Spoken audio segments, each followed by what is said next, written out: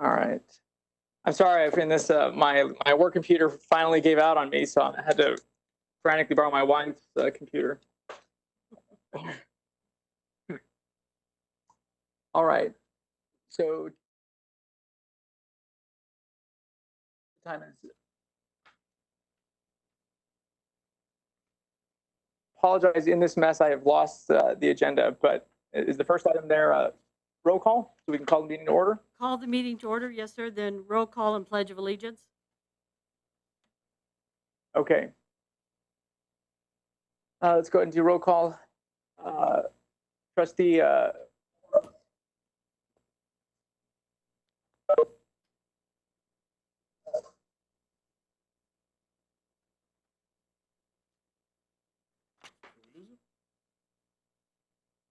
We lost Vince. It's on his end. Okay. Sorry, guys, we lost Vince. It's on his end. I think his connection is bad. I saw that circle on his. Yeah, I think so too. check everything. There he is. Oh, there we go. All right. Now, call Wi-Fi as well here to. And if it continues to have a bad connection, I'll just follow. Okay. Can you all hear me okay? Yes. Right now, yes, sir. Yeah. So, okay. We're doing. Kyle Avalos. Is he present? Present. Mr. Lowenfield? Present. Trustee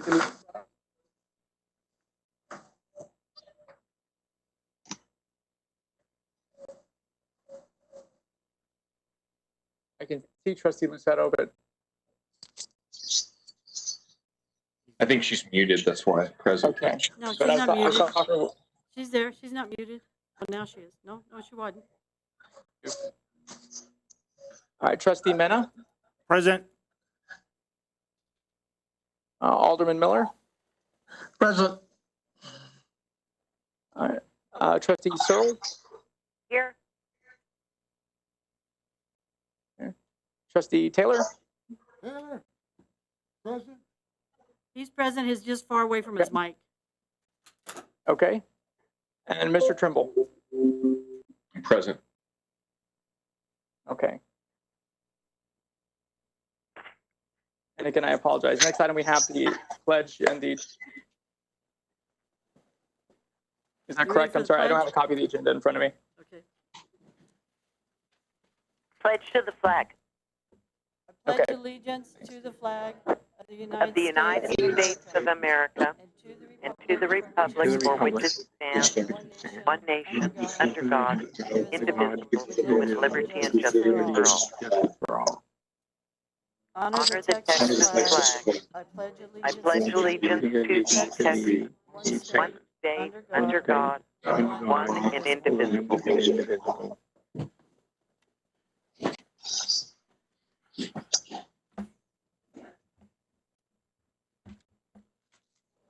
Commissioner All right. Pettis, the next thing we have is the public hearing for the budget and then the public comment for the meeting. We have no one signed up for public comment on the budget or public comment regarding the meeting agenda. Okay.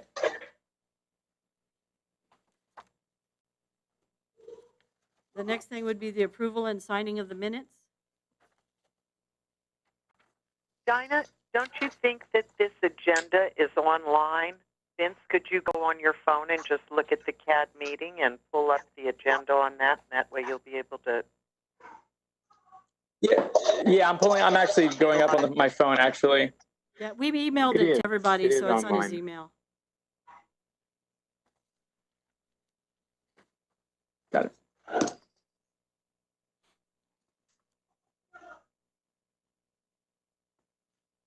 Okay, so the next item is the approval and signing of the minutes. This is Walter Miller. I move to approve. Mr. Mena, second.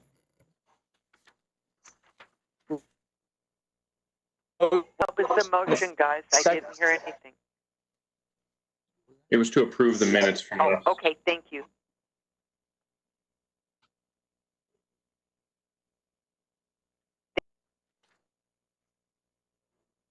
We lost Did Vince. we lose him again? We lost him again.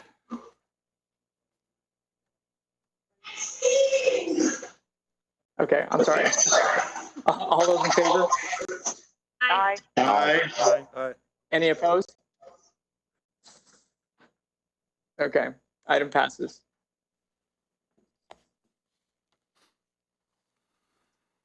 Next item, we have to review and approve the financial reports for December 2019, January 2020, February 2020, and March 2020. I move to approve, Mr. Chair. Okay, there's a motion by trustee Charles. I'll second that. That's Mr. Mena. Yeah, okay. Did you, There's a motion in a second, but let's go ahead and hear the presentation. They got. go ahead, here's, yeah. Yes, Commissioner Perez wants you to present. Oh, okay. Go ahead and present. Commissioner Pettis wants to present. Not yet. No, I'm just kidding. You tell me where. Good evening, Rosa Goldman, Chief Financial Officer. For the meeting of March, we had already submitted December and January. So really, if you have any questions on those, let me know. And then for this meeting, we are presenting February and March 2020. And I'm going to concentrate on the March one. As you can see in the report, the note to the financial report, well, the financial report for February and March. The financial report contains the balance sheet, report of revenues, expenditures, and changes in cash balance, investment report, and the note to the financial report. For the month of March, we have one account that is over budget. It's the janitorial line item. And the reason it is over budget by $5,070 is due to deep cleaning and sanitizing that we did related to the COVID-19. The litigation reserve is still the same amount. Nothing has been used out of that reserve. So we still have the $579,448 that we have been carrying from last fiscal year. Are there any questions?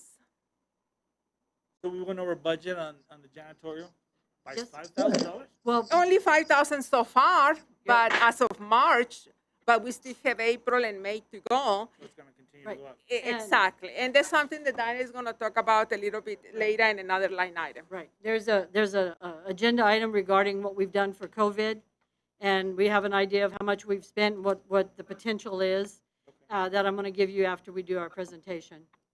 So you'll have an idea of what we've spent so far. Any other questions? Any other questions from members of the board? no, Okay, there's a motion and a second that was already made. Yes. Those in favor? Aye. Aye. aye, Any opposed? Any abstentions? Thank you. Thank you. Thank you.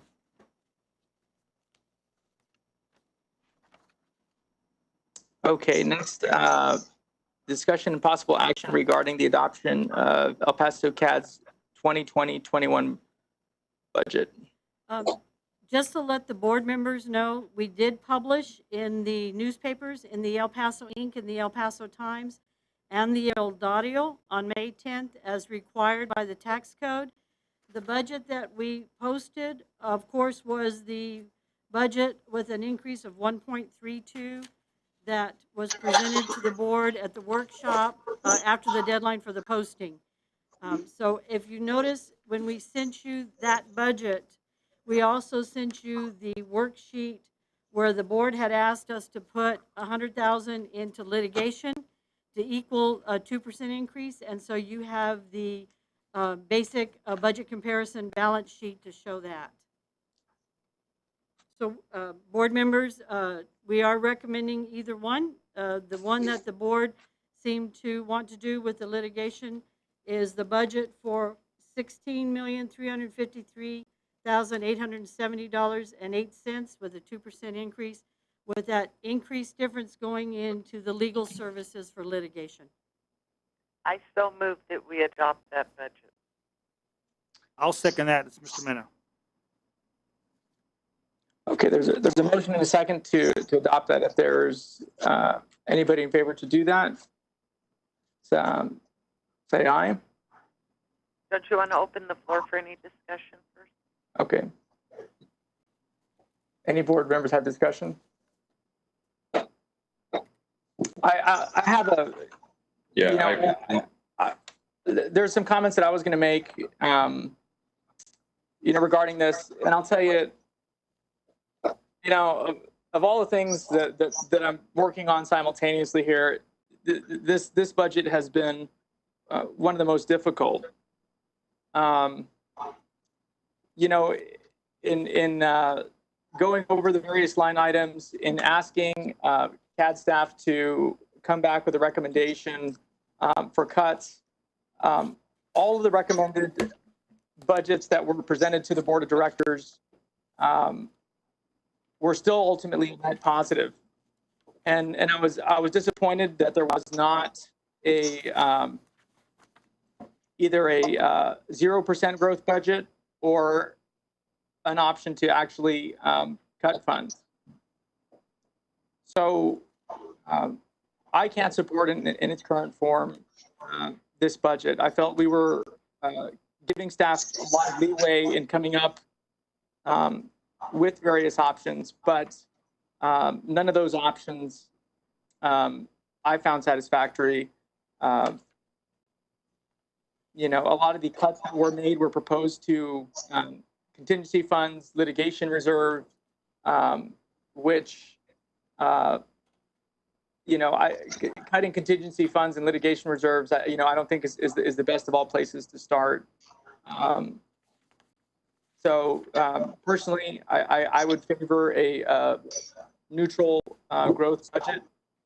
But those are my comments. I think, I don't want to rack our brains over, 1%, 2%, but I would have liked to have seen staff come back with,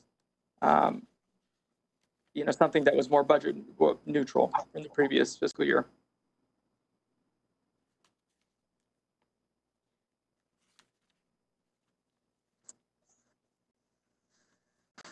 Through the chair, for a comment.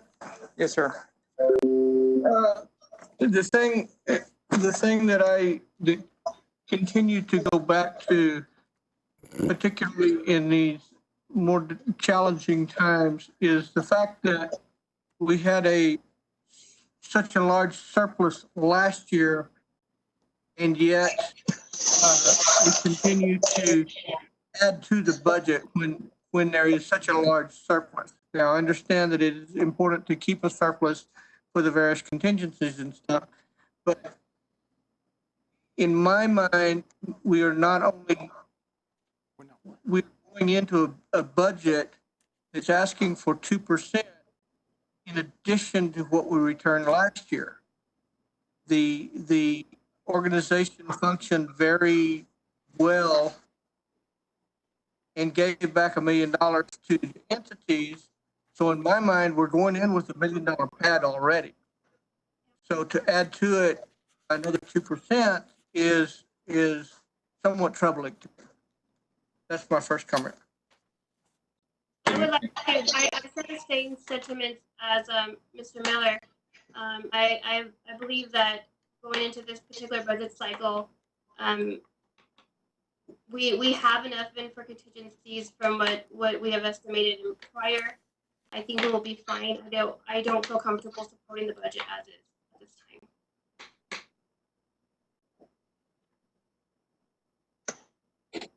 yeah, and this is Trimble. I would echo the same things, and that's something that over the last few years on the board, we've kind of wrestled back and forth. This idea that it functions well enough and streamlined enough that every year it seems to have grown what has been being redistributed, and to have that padded in plus an additional percentage or two in a time like this, I just don't feel comfortable with that. So I would be in the same position.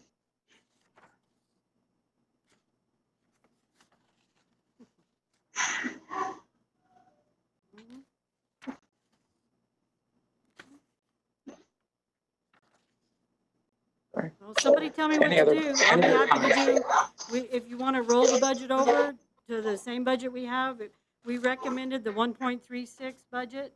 The board asked us to put a little more into the litigation. So you guys just tell me what you want. It's got to be approved today, so just tell me what you want. Remember, we've got expenses. We don't know what they're going to be, just like you guys. We're not giving raises. EPISD, YISD, Socorro ISD, Kenya TISD are giving raises to their employees. We're not. We have cut out some of our expenditures. The contingency, and I'll be going through that on another line item, is there for emergency purposes, and we are going to have to ask the board for some money out of that contingency to help pay for what we've had to put in place to protect the public. I don't have any other accounts. I don't have a savings account.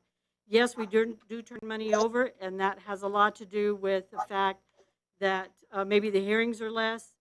We don't take anything out of contingency, so that money's turned back over. So that right there is about a little over $400,000, $420,000 out of what we turn over. So we are being very, very, very diligent on our expenses. But you guys just tell me what you want. I'll be happy. Well, there is a motion in place, guys, just to let you know, okay? We have to vote on it. Just one moment. Need a discussion. To me, that's part of the concern. We have had several discussions regarding this budget, and some of the modifications were recommended because of what we're going through. And even in the budget recommendations by yourself, there hasn't been the COVID emergency until now to date. Right. And so that's very concerning as well. So I again, I don't feel comfortable supporting it as is.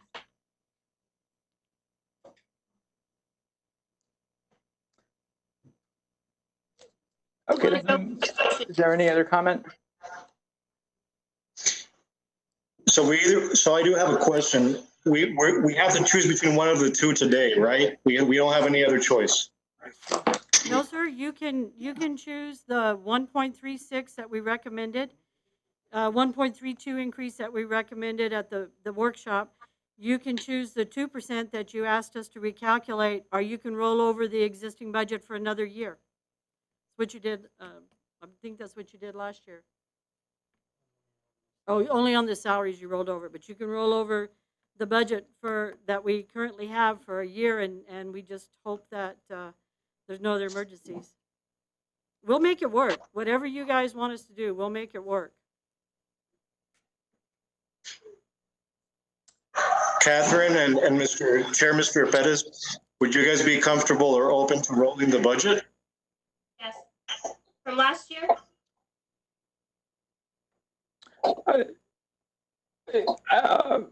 Again, as long as I think it's a zero growth budget from what was approved last year, that's where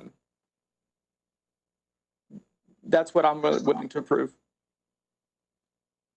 Trimble? Yeah, I'm in the same boat. I mean, and that's inherently what it would be, is rolling it over and the % increase. So.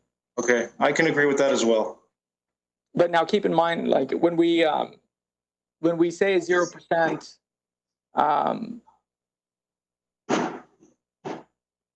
what, I guess here, like, so there of what would have been returned to the taxing entities, what would that number be? I mean, you ultimately understand the objective here that with what we're talking about when we say that, when we're looking at a 0% growth budget. I mean, it's just in light of the comments that have been made of the $1 million that's returned. Where would that put us? Well, we really can't take that because we don't know what we're going to have going forward. With this year, with just rolling over the budget, we may not have that much left over because we'll have higher costs that were not in the current budget or, last year's budget. So we don't know what those costs are going to be. So I wouldn't be able to calculate because we may not have at the end of this year, at the current budget, the $1 million to roll over because of the costs that we have. So pulling $1 million out is not going to help us going forward, because this budget is for beginning October 1 of 2020 to 2021. So that would be actually, if we're rolling over the existing one, it'll be about a 2-year-old budget that we're rolling over. You're gonna go to Target? So we're now, what month is this in the fiscal year? We're in the 6th month. Well, actually, So, right so we're now, 50% through with the fiscal year, and you all don't have an idea of where it is you all stand. well, no, I take that back. We're only through March in our numbers. So October, November, December, January, February, March. We're just now getting the end of March numbers. We don't have April numbers yet. So, but you've got to remember, our biggest expense is coming up with the hearings. That's when we spend most of our money, is during the summer for the hearings.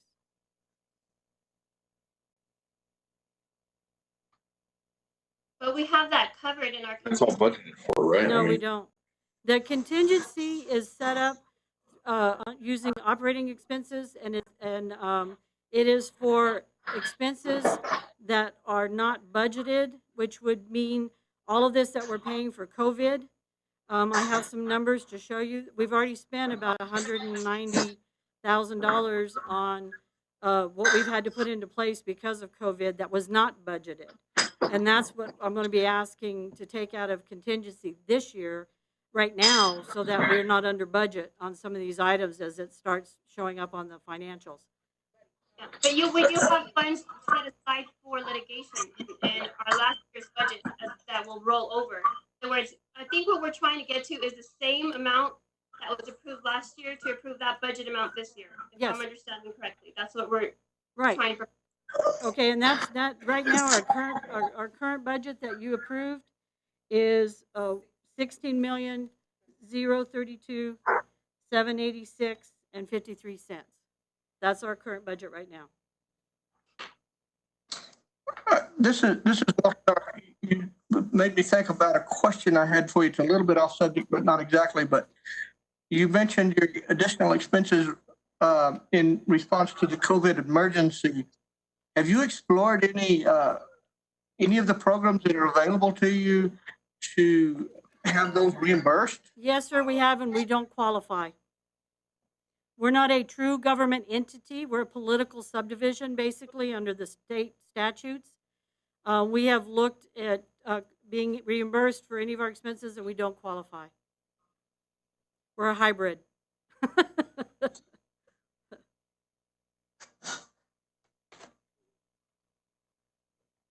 Chairman, this is Ronnie Lowenfield. Could I ask a question? Sure. Thank you, Dinah. On salaries and wages, I heard you say there are going to be no increases, no raises this year. What we have in there is a market adjustment for step increases as people take exams or they change their position. That's what that's for, or any market adjustments that may need to be made because of the market. Okay, so there still could be raises. There could be, but it's not going to be merit-based. It's not going to be just, it would be because they've changed their job duties or their position, because they have to take exams that are required by the state. And when those exams are taken, then they're pushed up, and then their duties become more, so they're in a different salary schedule. Yeah, so I see, 2018, 2019, a budget of 7.7 million for salaries and wages, actual 7.4, and then 2019, 2020 was the same, 7.7 million Yes, sir. in salaries and wages, and it appears through March at least we're still under budget by 47,000. So I'm having a hard time with, or just trying to bring everything together. If there are going to be just a couple of increases or higher or market-based increases, why 6% proposed increase? It's not just that; it's all the other benefits and everything that are included in that. Because your benefits also, when the salary is raised, the benefits are raised. Your Social Security, FICA, that kind of thing. And it won't be just a couple. We have several employees that are taking their level exams and the different exams that they have to take. They're different testing, and it's not just appraisers. It's in accounting and in HR. When those folks take those different levels of exams, it's different job duties. So it's really a small amount when you're looking at it. I would like to remind the board that a percentage or two that you take from us is a big hit. A percentage or two right now, what you guys, your entities pay into our budget is less than 0.5% at the most. It's not going to affect your budgets. It will, every dollar counts, every penny counts, I understand. But it'll be a smaller hit for your entities. It'll be a very large hit for me here at the appraisal district by cutting a lot. I mean, I think we've been very conscientious. David? Yeah. Mr. Chair, this is David Stone, the Assistant Chief Appraiser. I want to remind everybody, we don't have a fund balance, and we have no way to get more funds other than what's in this budget right now. For us to go back to the entities to get more money, the majority of all of the taxing entities in the county are going to have to pass a resolution to add to our budget. Now, we don't know what's going to happen. We're trying to guess what's going to happen in 2021, which is what this budget is going to cover. If we're going to see a big hit on values from the COVID crisis, because the official date of when all the COVID is going to come home to roost is January 1st, 2021. So we could see a significant increase in the number of protests, the number of ARB hearings, and the amount of litigation that we want to see.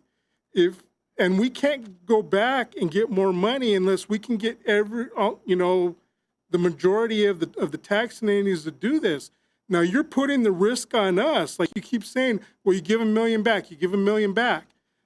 We are giving $1 million back. But if I need that $1 million next year and I don't have it, the appraisal district is SOL, because we're not going to have the money to do what we need to do. Whereas y'all are out a little bit of money now and you get it back at the end of the year. Well, so what? You get the money back at the end of the year. It doesn't hurt you. But if we need that money and we don't have it, that is going to hurt us, and it's going to hurt you, because that's going to impair our ability to maintain the property values next year. You're putting all the risk, you're trying to put all the risk on the appraisal district. Y'all have lots of avenues if you need more money. You have fund balances, you have certificates of obligation, you all can issue debt. Those avenues are not open to us. So yeah, you're spending, you're banking a little bit of money, and yeah, we're over budget a little bit, but we give it back to you at the end of the year. There's never been any question that the appraisal district is somehow using this money that's over for some nefarious purposes or nebulous purposes or everything else. We give that money back to you. And like Dinah mentioned, over almost half of that money is the contingency, and we've just so happened in the last couple of years that we haven't needed to use contingency. Well, this year we're going to ask for money for contingency because of the COVID crisis and the mitigation efforts that we're having to put out to keep the staff and the public safe during this time. And who knows if that's going to extend into next year too. So we've got to take that into account as well. Now, a couple years ago, we did have to go into the contingency to be able to, because the air conditioner went out in July at the height of the ARB hearings. We can't predict any of that, and that's why we have that contingency. And that's over half of the overage, or about half of the overage. So I understand where you're coming from. Like if you're giving $1 million back every year, why can't we just cut your budget by $1 million? Well, the problem is if we ever need that $1 million, because I don't know what's going to happen, I have no idea what the values are going to be on January 1st, 2021 right now, because we don't have market data yet. We have no idea what the level of protests are going to be in 2021 right now. We have no idea what the volume of the ARB or the litigation is going to be right now, because that's all in the future. So all we're saying is we're asking for this cushion because we don't know what's going to happen. We want to do a good job for all the entities. And if we don't spend the money, we'll give it back to you. Mr. Stone. Mr. Pettis? I mean, when you say you understand it is where it is we're coming from, I don't think that's correct. Speaking for my entity, I don't care if the county got $2 million back. That's not the issue here. And I think to characterize it as such that, that the board members are looking at how much money they're going to get back, I think is a mischaracterization of what it is that this board is concerned about. I can tell you from being on this board for several years, I have asked, for example, Donna, when we had our pre-meeting with the subcommittee meeting, I asked for documentation pertaining to our legal expenses. And I asked that for a monthly basis. And I don't get it. And I'm trying to meet you all halfway. I'm trying to understand and dive into this as much as I can. And what I'm telling you is that from all the information it is that I've seen, from all the information I think that many members have expressed here, they don't feel comfortable continuing to give an increase when a lot of their questions haven't been sufficiently answered. I think the fact that they continue to ask many of the same questions, I think is a clear indication that something just isn't being communicated to the board. I understand very well that you don't have access to COs. I understand that you don't have access to many of the tools that other taxing entities do. I think every member on this board understands that. But there continues to exist a level of concern that it's difficult for us to justify why an increase is needed. Plain and simple. Commissioner Pettis, Mr. Taylor had his hand up to talk. You guys can't see him. Mr. Taylor, if you'll speak into the mic. Well, I think. Speak into the mic, sir. Dina, help Mr. Taylor get that. Make sure it's on. Okay.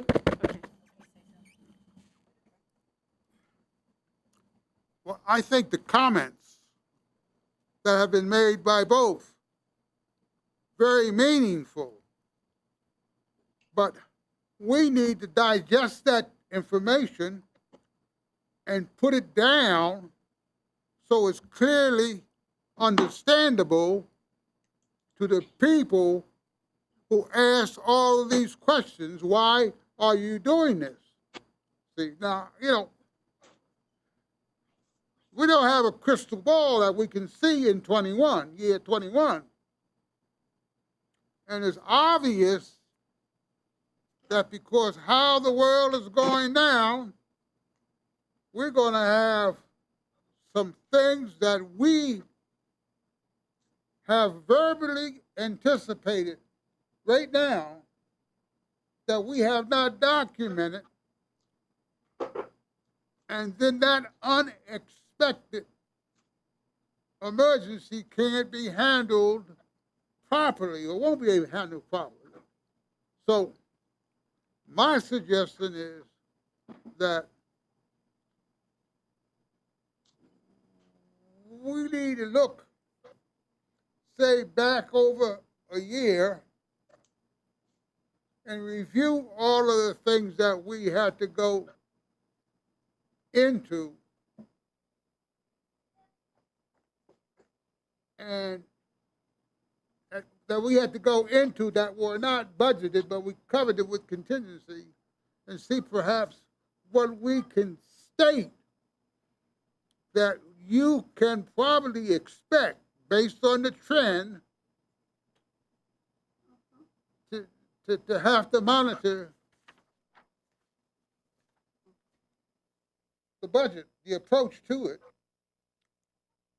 when those times come upon us. Commissioner, if I may. Yeah, I'm finished. Okay, thank you, Mr. Taylor. Commissioner Pettis, if I may, I'd like to go over a couple of things. Just in the 2017-18 year, we were over budget about $220,000 from what we actually spent in litigation. We had $384,000 in contingency that we didn't spend, that we gave back. That was part of what we gave back in 2017. In 2017, we gave back $293,000. 384,000 of that was a contingency that we didn't use. Our current budget, we have 407,000 is what's in the budget there for contingency. So that was what was given back in that budget. Right now, we're talking about 423,000 in contingency. So that's what that part of that amount that you get back, that in 17, that 993,000, 384,000 of that was contingency. But we were over budget. We were over budget on the line item for legal, but we took that out of the contingency for the legal. That is strictly for legal services for lawsuits. If the board remembers, that was set up only for that reason, because that's how we're allowed to set that up. And I'm going to tell the board right now, whatever y'all want to do, roll it over, cut it, go with our recommendation of 1.3, go with the 2% that was already a first and a second, whatever y'all want to do, but it has to be done today. Okay. Let's go ahead and take the motion. If Trustee Searles wants to state her motion. Freddie has a comment, I think, real quick. Oh, sorry. Trustee Kyle. Mr. Chairman, I just want to say that I'm really troubled by this vote morally. I read Mr. Stone gave an interview, I think it was to the El Paso Link, where he told people that if they felt that they wanted to protest properties based off of coronavirus concerns, that they were willing, that they should do that.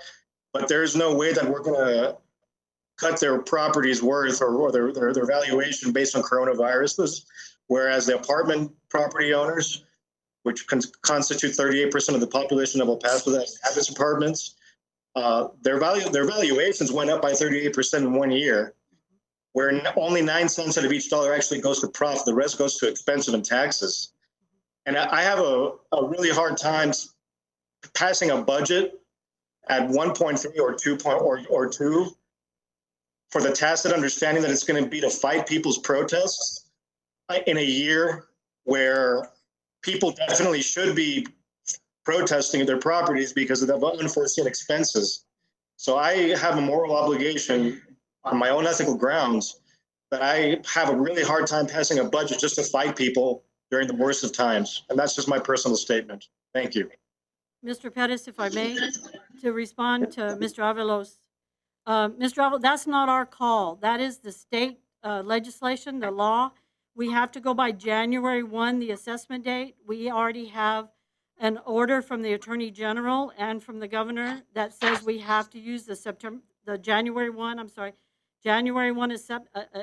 assessment date, which means we're not allowed to take into consideration any of the COVID. The governor, we've talked to the governor to try to get him to give us some leeway on that, and he has said let the legislature figure it out next year. So for this year, for 2020, January 1 is the assessment date.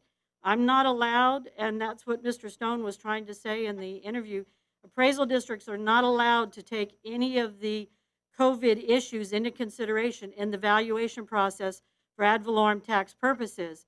We are anticipating a lot of lawsuits because we're going to be looking at data. We had very good information on values going up to January 1, very good data that showed we needed to increase values on a lot of the different types of commercial properties. We are telling people, file a protest. That is their right by law. I cannot tell them to file or not to file. If they file and they bring us information January 1 and pre-January 1 that shows a different value, we're going to look at it, we're going to change that. We're going to be able to do that informally.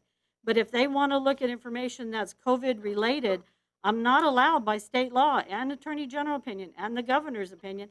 I cannot do that. So of course, we're not going to be able to change the value. If the appraisal review board changes the value because of that, I will have to file a lawsuit because it's a point of law. If they don't change it, then the property owner is going to file a lawsuit. And I understand everybody's concern. I feel the same way. I mean, I totally understand, but we're bound. We've had several meetings with the governor's office And we have been told over and over again, January 1, let the legislators figure it out next year. Let them make whatever changes. So to your concern, Mr. Avalos, yes, I agree with you, but unfortunately, the way the tax code reads, and that has nothing to do with our budget here. We're going to have, we have anywhere from 200 to 300, almost 400 lawsuits every year anyway, because property owners can get another bite at the apple when they come into the hearings, and they can file for a lawsuit, and so that's part of what's allowed in the code. So we're just trying to anticipate what may happen. There's also a section of the code that deals with a disaster exemption. The disaster exemption, we've been told by an Attorney General's opinion, does not meet this disaster because it doesn't cover an economic disaster.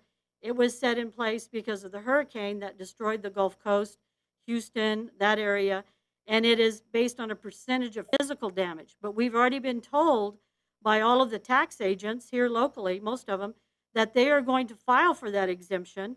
I have to deny that exemption because it doesn't meet it, and they're going to file a lawsuit and take it to the courts and let the courts decide. So we're already anticipating this type of issue for 2020, which will go into 2021. So just, Mr. Avalos, we're not trying to be obstinate or contrary in any way. It's what we have to follow by the tax code. Mr. Chair, I have a question, please. This is Laurie Searles. Yes, ma'am. So, actually, it's somewhat to Mr. Tremble. Sam, if you remember at the last meeting, and the members who were here at the last board meeting, when we, or not the board meeting, but our budget meeting, when we were discussing this, Sam, you said that you would feel happy putting $250,000 more in the litigation fund. And when we figured that out, it came to much more than we thought. We all thought, oh, yeah, that would be a great idea. And then we figured it out in a percentage rate. And that was, you know, it seemed like it was over what we needed. So we went back and refigured, if y'all will remember, and realized that the 2% increase came to a total of $98,000 over, I believe, what we had last year, $98,000. And that is split up between every one of our taxing entities. I don't have a calculator with me, but if someone does, you can, even if you don't, you can figure out that I believe there's 14 of us. $98,000 is not going to be a huge burden. And yet, on the other hand, it might be an immense benefit to the very people that we are all counting on to make sure that our taxes, our property values, are appropriate so that we can collect the tax we need to collect as entities. And I think we ought to remember that what we're talking about here is not a huge amount of money. Yet, it's an amount of money that if they don't get, we all might be in a pickle. Because we come next year this time or sometime during the year. And that won't be a bit comfortable. $98,000 spread out between 14 entities is not going to be uncomfortable. I do not feel that. And I think that we ought to look at it in the reality of what the dollar sign is. It's $98,000. That's not huge. And I'd like to call the question, actually. Let's vote. Okay, Mr. Earl, so if you can state your motion, please. My motion is to I was going to accept comment that. the budget as presented with the 2% increase, which would total $98,000 over their original budget that was presented. Okay, and that was seconded by Mr. Mena? Yes, sir. Okay, there's a motion and a second to approve the items as Ms. Searles explained. Those in favor? Aye. Those opposed? Aye. Aye. So those opposed, well, I guess the members opposed have it. So if our starting number is going to be 16,032,786, currently then in the contingency fund, we have, and if folks on the computer could put their microphones on mute, please, if not speaking. So if 16,032,000 is gonna be our starting point. We currently had allocated 420,000 in the budget for contingencies. Is that correct? If it's 16,032,786.53 currently, then what's in the contingency is 423,580. No, he's not. Are you looking at the 2% or are you looking at last year's? I'm looking at your all's recommendation. The your all's recommended 1.36, budget. the 1.36 recommendation, 32, I'm sorry. Commissioner Pettis, the 1.32? Yes. Yes, okay.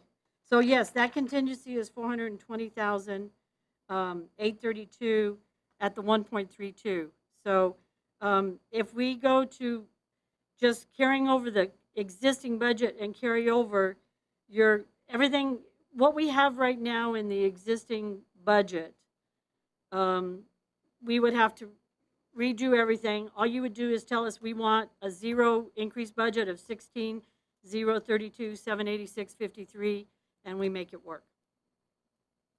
Yes, that's where I'm getting at. So, but I want to have that, but I also want to be clear on the two accounts regarding the contingency fund and the litigation reserve.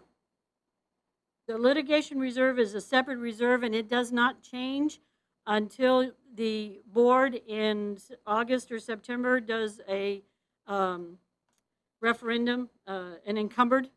At that time, you can encumber the same thing or you can encumber a different amount. It carries over in the budget. You can only change that reserve at the end of the year. Okay, so that's not for us to decide today. Yes, sir. That would be, we would come to you in August or September because we're October 1, and then we would ask you, like last year, we said, you passed the encumbered funds of X amount of dollars. We do the same thing. So right now it stays at what the board approved back in August. Okay. Chair, yes, ma'am. in doing that, are we at the zero increase budget, or are we at the proposed budget from staff? I just want to understand. We're at the $16,032,786. That would put us back to the zero. It'd be a zero increase. To a zero increase. Yes, sir.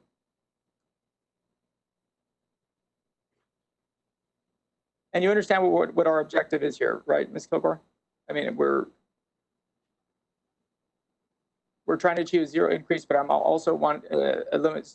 So I would open up to the board members regarding how much they would like to, I guess, put in the contingency fund. And before I guess that the contingency fund can be used, I'd like to put a rider on there that that the board would have to, there would need to be board approval for the contingency you fund already to be have used. that, Commissioner Pettis. That's already in your bylaws and in the budget.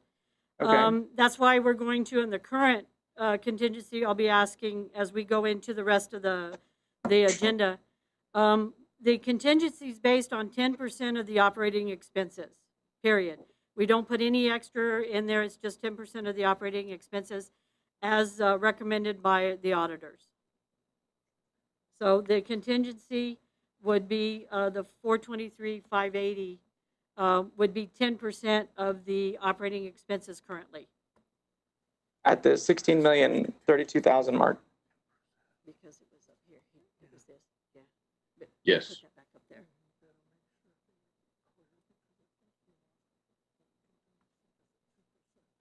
Okay, is there any other comments from board members? Yeah, the contingency is always 10% of the operating expenses unless you throw something else in there.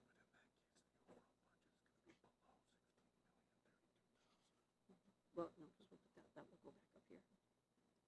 Okay, so then that would put the contingency amount at 423,000. 580. More or less, yes, sir. Okay. Is there any other comment from members of the board? Well, I do. Mr. If Trustee I may. Searles? Yes, please. Commissioner Pettis, at the last meeting, I'm also, I hate to be the historian here, but I'm also remembering that you said specifically you felt the 1.32 increase was fair and enough.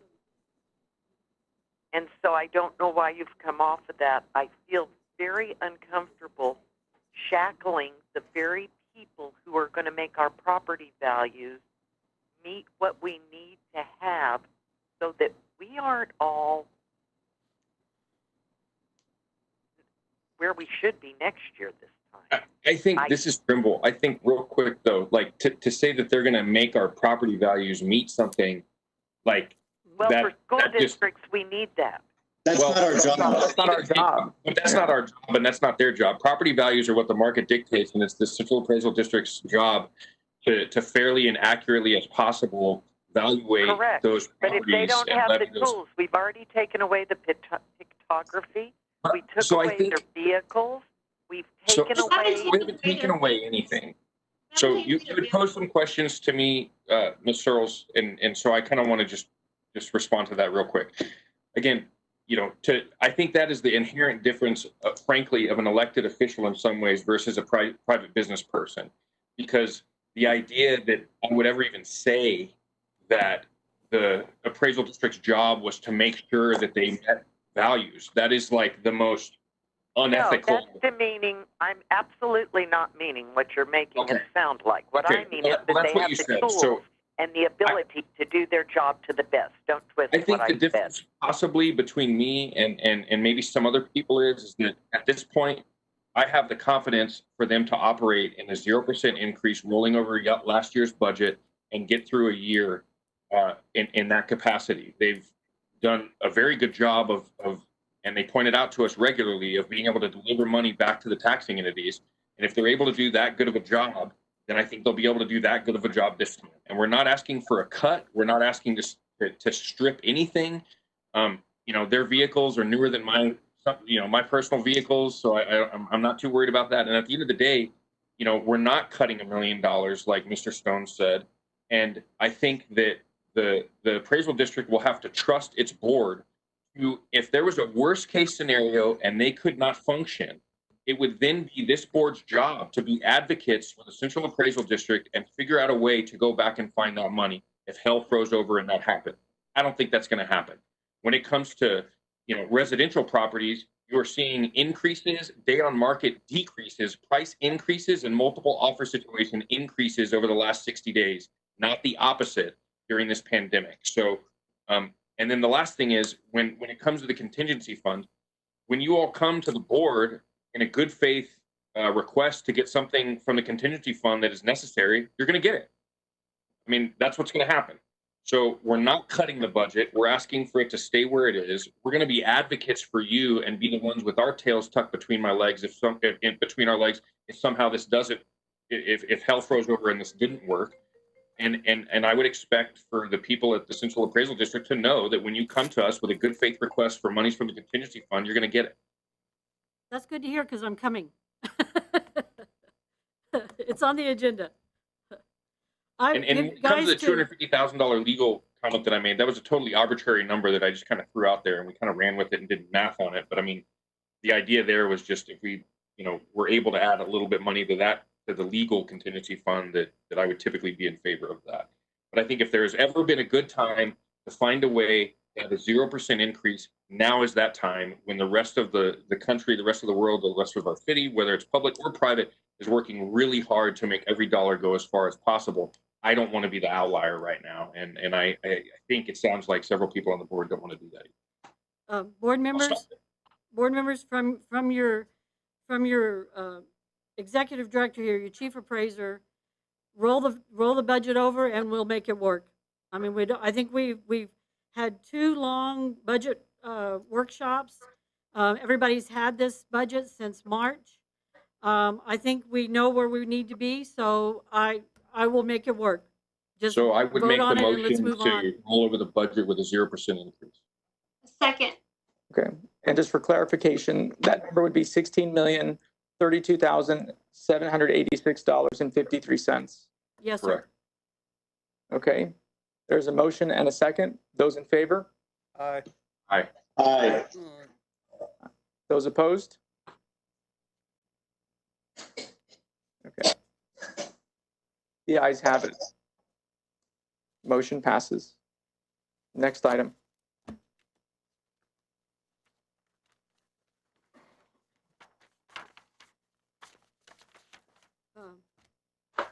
Then, Mr. Chairman and board members, normally we do not have a board of directors meeting in July because we are trying to certify.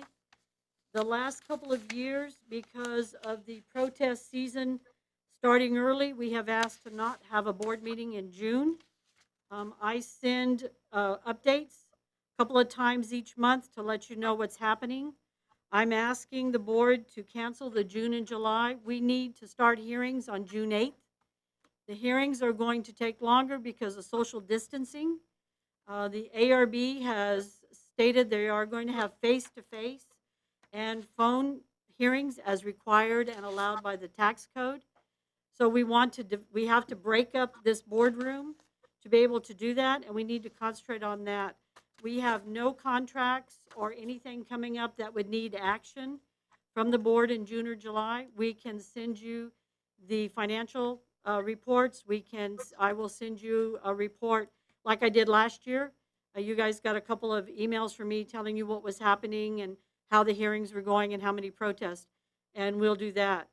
Right now, our priority is to the taxing entities and getting them a tax roll as close to, July 25th, because that is the date that it's required. So we're asking to cancel not just July's, but also June's. On this item, board members, I mean, even though typically we have not had the meeting and there may not be the meeting, I think as chair, I think, I should have the discretion to call a meeting if necessary. If it's not necessary, then we won't call one. And that is your discretion as chairman, Commissioner Pettis? Yes. Okay. And myself, you and I can visit if either one of us feels like we need to have a meeting. We need Okay. a vote now. No vote, right? I don't think a vote is necessary. And we meet the tax code only requires the appraisal district board of directors to meet once each quarter, so 4 times a year. So we are meeting our quarters and more, and then some, according to the tax code. The next scheduled meeting, if we don't have one in June and July, would be August 16th. Okay, well, we certainly appreciate the continued updates, and then we'll make a determination if a board meeting is necessary, but it doesn't appear that that's the case at this time. So can I go ahead and have a motion to cancel June and July's at this time? No, we'll just go ahead and make that determination as the months go. If a meeting isn't necessary, then I won't call a meeting. Well, I'm going to go ahead and tear down the boardroom and get it ready for the hearings. We're going to go ahead and go forward. So just FYI, we may be meeting in the kitchen. We'll make it work. All right. So no action on that one? No action. Okay. All of you board members received, and those of you that are here, you have our PowerPoint on what we've done for COVID here in the building. As you can see, you had asked us at the workshop, what all we have done in putting things together, and I wanted to show you what we've done. We've kind of started with the initial entry. It was emailed to you, so you should have it. Those of you that are here, we have a hard copy. You can see where we have rented tents to be in the shade because the taxpayers are having to wait outside, only so many at a time in the building. You will see that we have signage that they can drop off a document and a drop-off box. If they just want to drop something off, they don't have to wait in line. We also have signage as to the order of waiting in line and a notice to the public. And we've got some pictures of how they're lined up and where we're having them come in one direction and go out a different direction. We have hired extra policemen so that we have assistance on directing the traffic, and we always have 2 officers on duty. We've hired a third to help us with any type of issues that we may have. You see that our doors are open. We're not closing the doors. Inside the building, you will see where we have put up plexiglass barriers in any of the areas that are accessed by the public. This is the front receptionist desk. So you can see the barriers that we've had made. They're very heavy. They have stands on them so they won't fall over. We also have put the arrows on the floors that you can see, and then in our deeds and exemptions department, you see we also have tables with these plexiglass or acrylic barriers to keep the taxpayers from leaning over the counters. We also has, as you can see, one of our pictures that shows a taxpayer being helped. We're limiting how many can stand up there, but we have bought these, I call them lazy Susans. You can put the monitor on there and you can turn it so the taxpayer can see it so that they don't lean over. You don't have to try. It just turns around. So it keeps the taxpayer on that side of the counter. You will also see we have lines and waiting areas for our mapping area. They've done the same thing in the mapping area. We've done the same thing with the acrylic plexiglass barriers. And we've set up tables on the outside, and we're only allowing just so many that are on there. And then you can see from mapping on the other side of how that looks. The second floor, we do have a barrier at the window on the second floor. At this time, due to social distancing, there is no public allowed on the second floor. We cannot social distance the employees and the public. So all of the informal issues that we have, we're doing by phone, or we have a customer service area down on the first floor that the appraiser will go down to. And we have computers set up so that they can assist. Then you're going to see our appraisal, our ARB, Appraisal Review Board area, where we have spaced out the chairs. We've put the tape on the floor. And again, we've put the barriers. And if you notice at every one of these, we have the big bottles of hand sanitizer for the public to use. And for us, we also have clean pins and dirty pins that we clean every day. So we have different cups that they go in so that we can clean the pins that people use. We tell them to take them with them. They're cheap pins. They can take them with them, or we will clean them at the end of each day.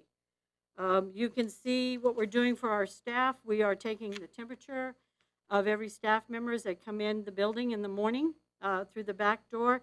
We have hand sanitizers, and the door is open, so they can go right into the door. We have put up barriers where we have people that we feel like are a little close, even though they're 6 feet distance. We have put some barrier walls up to give them even more of a separation. You can see a picture of the break room where we have measured it. HR came in with our maintenance crew and measured everything and set the tables. So we're limiting to about 18 people at the max at a time in the break rooms. I love this. This is our mascot. This is our mapping camel, welcoming everybody back and reminding everybody to keep on their masks and wash their hands. If you notice, our mascot even has a EPCAD mask on. So we gave you a picture of what our masks look like. Everybody has 2 masks so that they can always be washing one and wearing one. We are requiring, I cannot require the public to wear a mask, but I am requiring the staff and the appraisal review board members to wear masks. We got them masks also.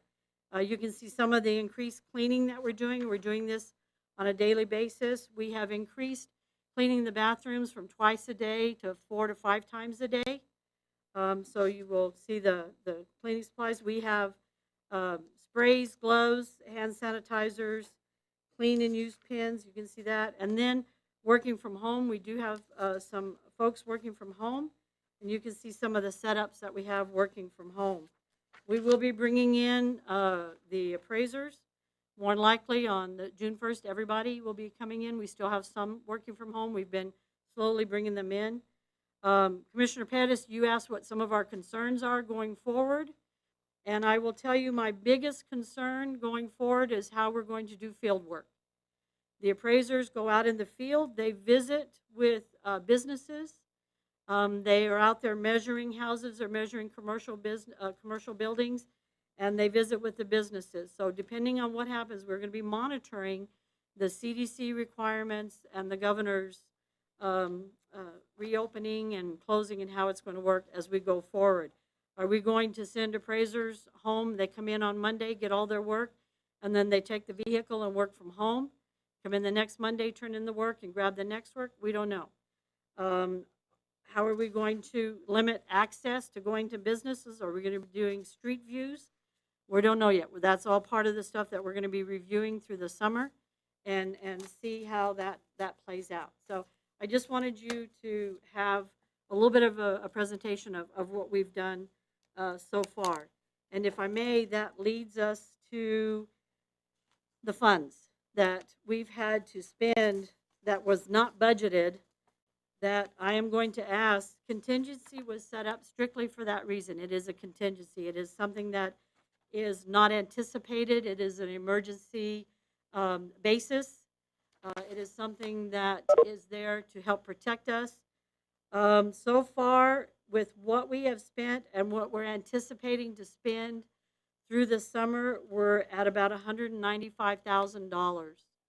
And that's not a lot of the smaller detail. I am asking the board to allow me to take $250 out of contingency to pay for the $195 we've already spent, and then to have, as we go into the summer, with the ARB having face-to-face hearings, we will be doing multiple cleanings. We will have to before we could close the rooms and nobody would go in them, but now we are having to have them open. We have a company that came in and did 4 major cleanings. We closed the building down for an entire day for sanitation and disinfecting. We are doing a lot of that ourselves, but we have another company now that's coming in every week to do a sanitation fogging, and the building has to be closed for a couple of hours during that time.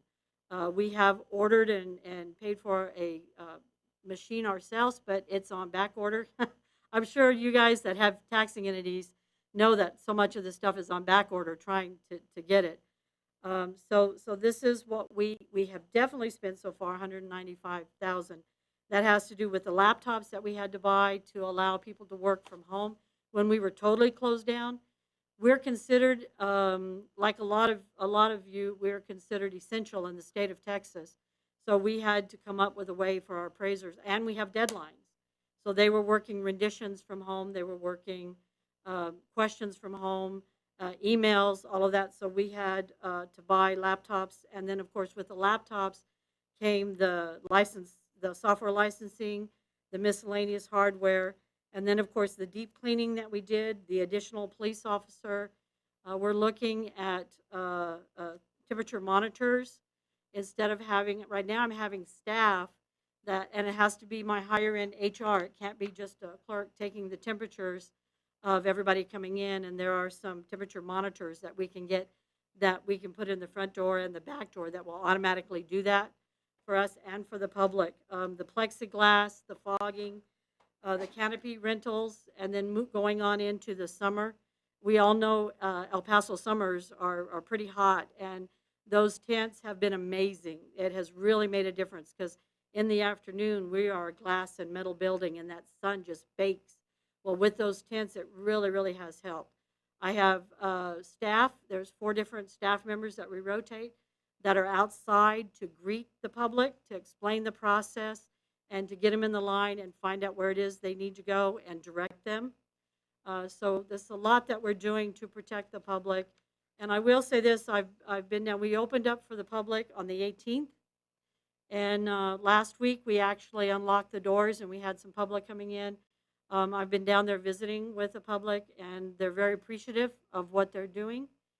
At this point, as the numbers continue to go up, we don't see them going down. I'm going to continue to be super cautious and super cleaning, and so I would request out of contingency we have 400 and what was it, 438,000 in contingency. I would ask for 250,000.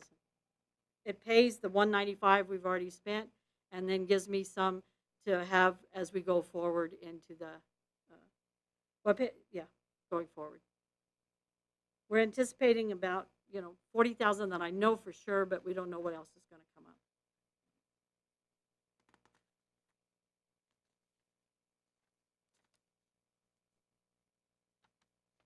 Any questions? Any questions or comments from the board members?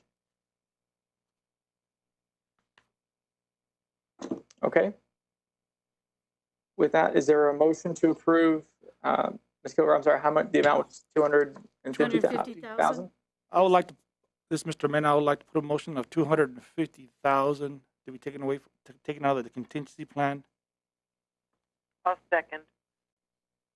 There's a motion by trustee Mena and a second by trustee Searles. Those in favor? Aye. Aye. Aye. Any opposed? Any abstentions? Motion passes. Next item.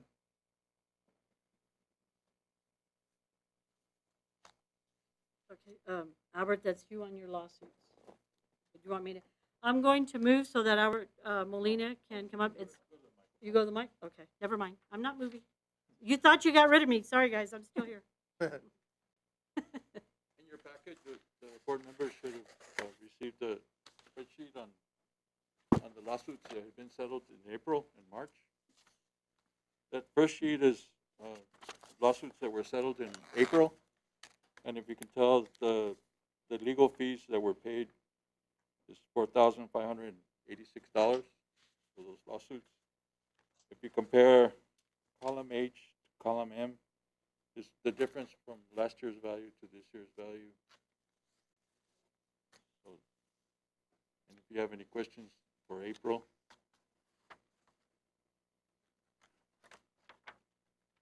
Mr. Chair, I have a question, if I might. Yes, ma'am. Mr. Molina, could you please tell me on the April settlement, we've got Western Whirlwind LTD, they're apparently an apartment complex. Correct. Could you tell me where they are, or what the name of the complex is? I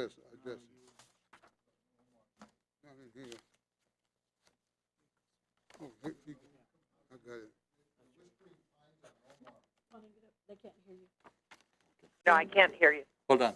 Hold on, Eddie's coming up. Lawsuit settlement. Okay, Ms. Searles, Eddie Pettis. yes. Do you recall where Omar Street is?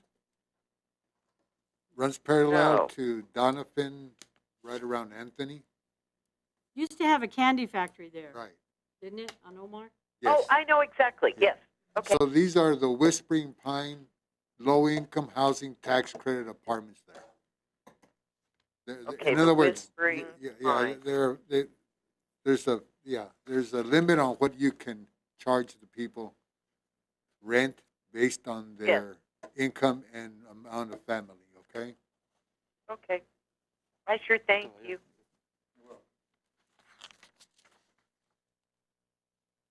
Okay. Any other questions or comments from board members? Okay. On the next 5 pages are the lawsuits that were settled in March. And again, the total attorney's fees, which is what the board had wanted to find out, is for March were $80,204. And if you compare, again, column H to column M, it will show the difference in value after the adjustment, after the settlement was done.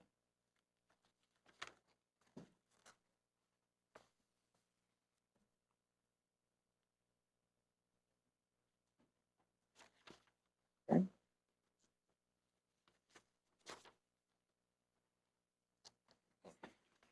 Any questions or comments from members of the board?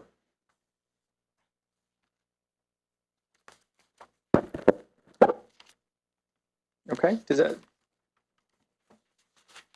include the presentation, or are there other? Yes, sir.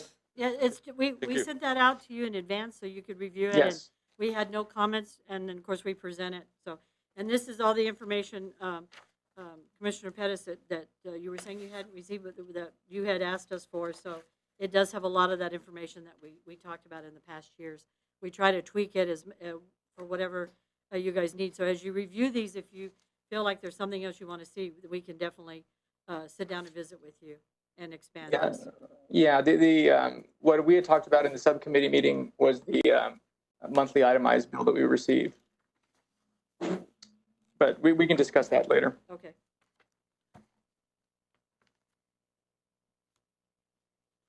The next thing on the agenda, Commissioner Pettis, is the taxpayer liaison report with Ms. Carter. Board Directors, Tracy Carter, Taxpayer Liaison Officer. I know you all got a bundle from me this month. I attended the TLAD conference in Dallas, and I did attend all the Board of Directors seminars. So I did bring all the presentations that were presented. So I did bring that to you all. The first one was CAD Board of Directors Training Seminar 2020. The top 10 duties, responsibilities, and limitations of CAD Board of Directors. Criminal liability, what every CAD board should know. Ethics for CAD boards. CAD security liability, and the armed intruder. So I hope this information is helpful to you all. And also I wanted to mention that the ARB adopted their 2020 rules and procedures on March 11th. Due to the COVID-19, the state comptroller's ARB training, we usually have that in-house. We usually go to Region 19 and have our training there, but this year we had to do it on video. And we may be losing one ARB member due to the COVID-19 because he does not want to be part of the ARB hearings to be around. So that's pretty good. And also we did receive the state comptroller survey. In the blue folder I have for you all, you'll see the Appraisal Review Board Survey, property owner responses for 2019. And I'm sorry, usually we get this in January, but this time we got it in late March. So part of that, the state comptroller developed a survey for the purpose of giving the public an opportunity to offer comments and suggestions. This year we got 662 surveys. And I also provided to you all a chart of the comments that the property owners brought. As you can see, I have the 2019 and 2018 and the differences. And I also have a chart of what happened from 2015 to 2019. So the property owner was asked about the conduct of the ARB, if they were courteous, attentive, knowledgeable, organized, and fair. I combined the strongly agree and agreed answers together. So for 2019, courteous was 96.4%, attentive 94.2%, knowledgeable 84.4%, organized 92.4%, fair 74.5%. The property owners were also asked about the hearing process. If they felt that the hearing process, if it was instructed, the procedures, 92% said yes. Were the hearing procedures followed? 94.1% said yes. Did they receive prompt service? 96% said yes. And did they have enough time to present their evidence? 87.4% felt that they did have enough time. And did they feel that the evidence was considered thoughtfully by the ARB members? 76.5% said agreed. And was a protest determination stated clearly? 90% agreed that it was stated clearly. So based on the 2019 survey, the overall impression of the Appraisal Review Board, the majority was excellent. The good and excellent combined was at 82%. And the property owners were also asked if the ARB lowered their property value. Out of 649 responses, 73.5 responded yes, that the ARB did lower their value.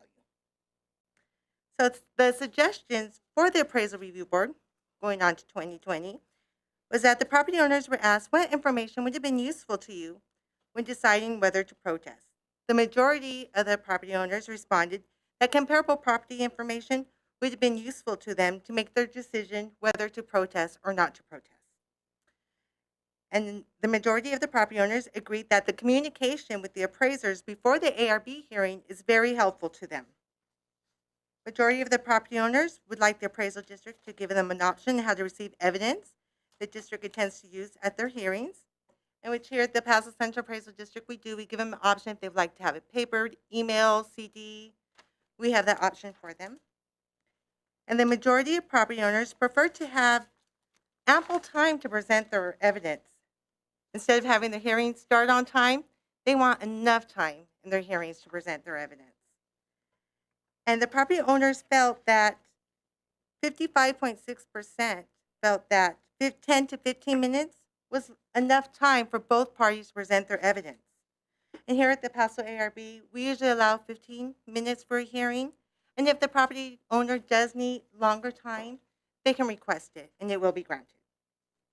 So the conclusion of the survey, most of the property owners responded that the survey that they agreed or strongly agreed that the ARB members were courteous, attentive, knowledgeable, organized, fair, and the majority of property owners felt that they had excellent overall impression, that the ARB hearing procedures were informative, they were followed, they had prompt service, and the property owners had enough time to present their evidence, and that the evidence was considered thoughtfully. So with the total number of property owners' response to the Comptroller's ARB survey, it changes every year, but there are minor variants to the responses from year to year, as you can see in the charts from 2015 to 2019. So very little changes. And then I also presented to you all an evaluation form from a property owner that we had in January. I also attached to that was the conclusion of it, my conversation with the ARB chairman and my conversation with the property owner. So this will give you information. And then I also include, I know I had presented this to y'all before, but for the new members, I did an evaluation form, and this was based on the 14 comments that I received in 2019 that I usually put in your folders I presented. So that one, the property owners, usually they're not very happy because they did not get their value. But they asked, how would you rate the courtesy? The excellent was 35.7. How would you rate the attention to you? 28.5. How would you rate the level of knowledge? 28.5. How would you rate the appeals process? 21.4. How would you rate the explanations given? 14.3%. How reasonable was the time it took you to complete your hearing? Was it reasonable enough time? 21.4%. And what was your overall impression of the Central Appraisal District? 21.4%. And how do you like our new office hours? Only 50% liked them. But that's all I have for y'all tonight. Do y'all have any questions? Thank you very much. Any questions? Thank you.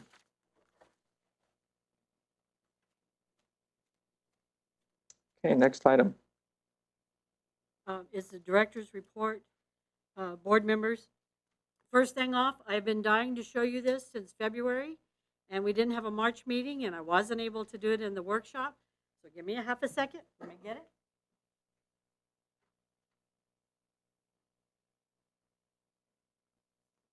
I'm just going to put it in front of my picture.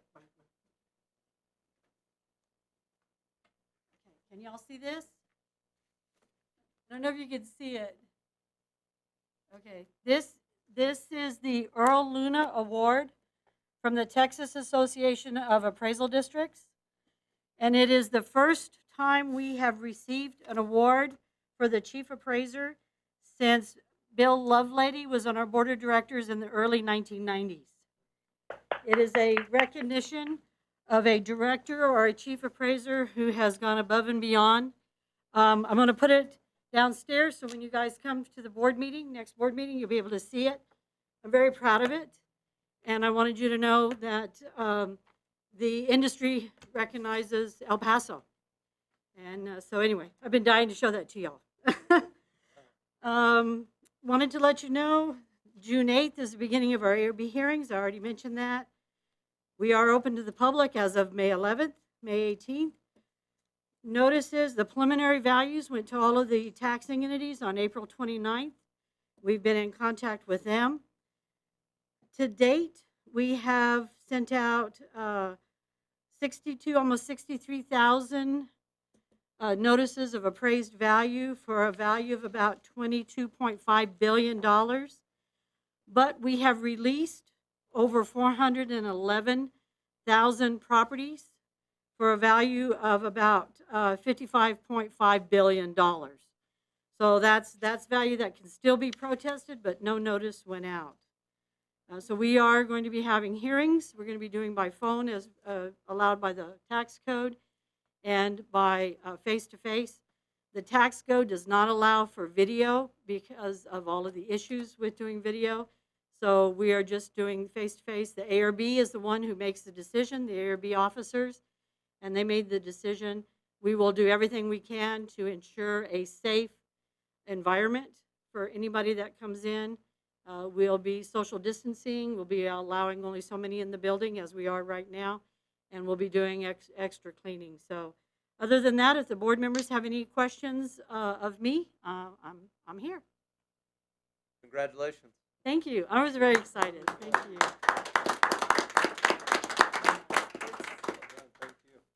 Great. Any questions or comments from the board? Okay, thank you. Next item. Commissioner Pettis, we do not have anything to go into executive session for. It is agendized in case the board ever has an issue where they need to go into it, but there is nothing under item 12, executive session, or number 13, discussion and action of executive session. There is nothing under those. Okay. So with that, I guess we'll entertain a motion to adjourn. Or if everybody wants to stay on, that's fine too. Move to adjourn. I move to adjourn. All right, there's a motion and a second to adjourn. Those in favor, say aye. Aye. Those opposed, nay. Okay, motion passes. Thank you, board Okay, members. well, thank you all very much. You all continue to be safe. Adjourned at 6:30, board members. Thank you. Thank you, board everybody. members. Bye. Thank All right. you. Happy Memorial Day. Yeah. to you. Likewise.